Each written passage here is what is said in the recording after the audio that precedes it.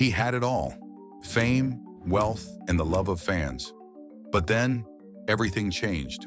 Addiction took hold, personal struggles surfaced, and the pressure of living as a worldwide star began to weigh him down. The man who seemed like he had a star life was battling demons, and it threatened to destroy him. This is the story of David Bowie, the star who fought his own battles but still shined brighter than anyone could have imagined. To understand David Bowie's story, we need to go back to the moment that made the world take notice. A young boy in post-war London with big dreams and an even bigger imagination. Original name David Jones, but familiar as David Bowie, a kid from Brixton who stood out for his restless creativity and fascination with music. But Bowie wasn't just another artist. From an early age, he had a special ability to see the world differently. While others were satisfied with what was, Bowie was obsessed with what could be. But there was a problem. The music scene in 1960s London was crowded, and David Bowie was just another name in the sea of musicry. He tried, failed, and reinvented himself again and again and again. His early records flopped. He changed his look, his style, and even his name, becoming David Bowie to stand out. It was a smart move, but it wasn't enough. Not yet.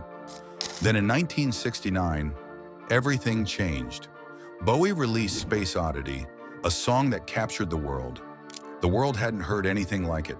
The single became a massive hit, and Bowie, now more than a name, was becoming a phenomenon. But this was only the beginning for him. Bowie wasn't content with one success. While most artists would stick to what worked, he refused to stay in one place. He understood that to become unforgettable, he had to evolve, take risks, and to challenge everything, including himself. But then, in the early 70s, Bowie had created Ziggy Stardust, a fictional character that maybe could catapult him to superstardom. Ziggy wasn't just a character. He became an explosion of music, fashion, and theater, with his flamboyant costumes and electric performances. But Ziggy wasn't just about fame. He was Bowie's armor. Behind the glitter and glamour, there was a man grappling with questions of identity and purpose.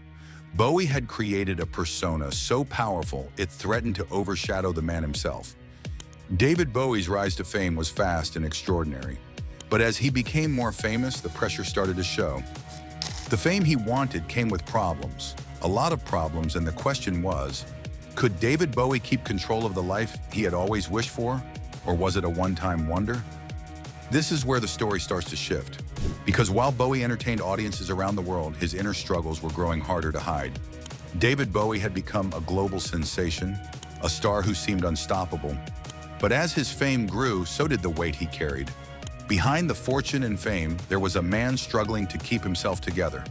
Bowie wasn't just performing for the world, he was trying to hold on to who he really was.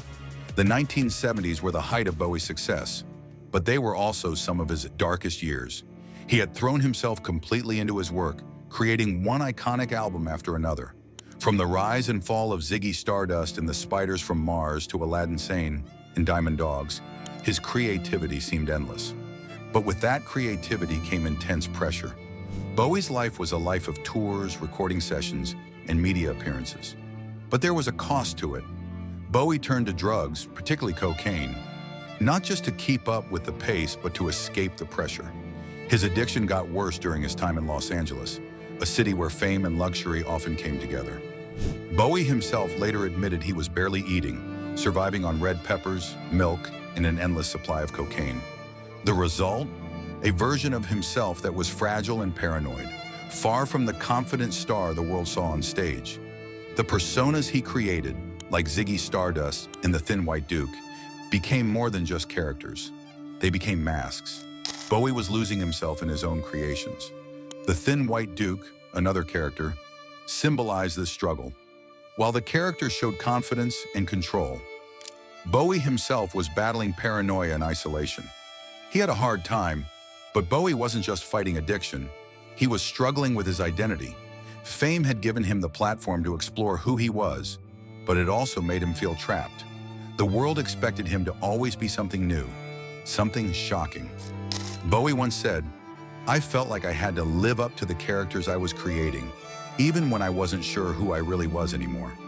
The problems were becoming harder and harder to hide. By the mid-70s, Bowie was on the verge of a breakdown. His music remained brilliant, but his personal life was in chaos. The question wasn't just whether Bowie could create his next masterpiece, it was whether he could save himself from breaking down. This is the moment where Bowie's story took a massive turn. Could he escape the darkness and find a way back to himself? Or would his demons overshadow his brilliance? David Bowie was at his lowest point. The fame he once dreamed of had brought chaos, addiction, and almost losing himself. But Bowie wasn't the type to give up. If his life had taught him anything, it was that change was always possible. By the late 1970s, Bowie knew he had to escape the endless cycle he was stuck in. Los Angeles had become a toxic environment for him, so he left it all behind and moved to Europe, seeking a fresh start. Berlin became his new home, a place far removed from the spotlight of Hollywood. Here, Bowie focused on healing and rediscovering himself. The move to Berlin was a complete reset of his life. Bowie traded the chaos of his past for a simpler, quieter existence. He lived in a modest apartment, rode a bicycle through the city, and threw himself into the art scene of Berlin. But most importantly, he started making music again, not for the charts or the critics, but for himself. This period was the start to what many consider some of Bowie's best work ever, the Berlin Trilogy. With the help of producer Brian Eno, Bowie created albums like Low, Heroes, and Lodger. These records were experimental, raw, and deeply personal, reflecting his struggles and his path to recovery. The music was unlike anything he had done before, but it reminded the world why Bowie was a true star. One of the standout moments from this era was the song Heroes. It wasn't just a hit, it was in feeling. Bowie's voice, filled with emotion, told a story of hope and resilience, telling the spirit of someone fighting to rebuild their life. The song became a symbol of his transformation, proof that even in the darkest times, something beautiful could start. But Bowie's reinvention wasn't just about his music.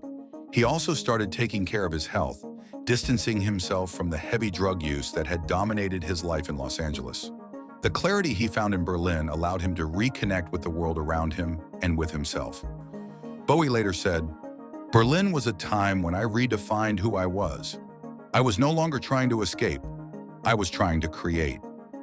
This period of Bowie's life wasn't easy, but it was necessary. He faced his demons head-on and turned his pain into art that inspired millions. The man who had almost lost himself was now stronger, more focused, and ready to take on the world again. With his life back on track and his creativity at its peak, Bowie was ready to step into the next chapter of his crazy journey. Berlin had given David Bowie a second chance. He had rebuilt himself, creating some of his most revolutionary music and finding clarity in a life that once felt out of control. But Bowie was never one to stay still for long. The lessons he learned during his time in Berlin started the next chapter of his career, one that would see him continue to reinvent and push himself. By the 1980s, Bowie had become a global superstar, with hits like Let's Dance turning him into a worldwide name. He had left Berlin behind, stepping into the mainstream with a sound that was bigger, bolder, and more accessible. But success at this level brought new challenges. The pressure to constantly deliver and stay relevant began to weigh on him again. While the world was captivated by his music, Bowie started to feel the effects of years in the spotlight. As the years passed, Bowie continued to evolve. From the electronic beats of the 90s to quieter, introspective works in the 2000s, he remained an artist who refused to be predictable. But Bowie also began stepping back, retreating from public life to focus on himself and his family. It was during this time of reflection that he began confronting something he could no longer avoid: the end of his life. In 2013, after a decade of near silence, Bowie surprised the world with The Next Day. The album was a surprising return, showing that even in his later years, he was still a star. But it was in 2016, with the release of Rockstar, that Bowie made his most shocking statement. The album, released just 2 days before his death, was a farewell hidden in plain sight. It was filled with themes of life and death, as if Bowie had used his art to say goodbye on his own terms. His battle with cancer had been kept private. While fans were devastated by the news of his passing, many found comfort in Rockstar. It wasn't just an album, it was Bowie's final gift to the world, a reminder of his brilliance. David Bowie's ability to create even in his final days wasn't just a testament to his talent, but to his character. He had faced his demons, rebuilt himself, and, in the end, used his art to confront the greatest challenge of all. Bowie wasn't just leaving behind a collection of songs, he was leaving a legacy,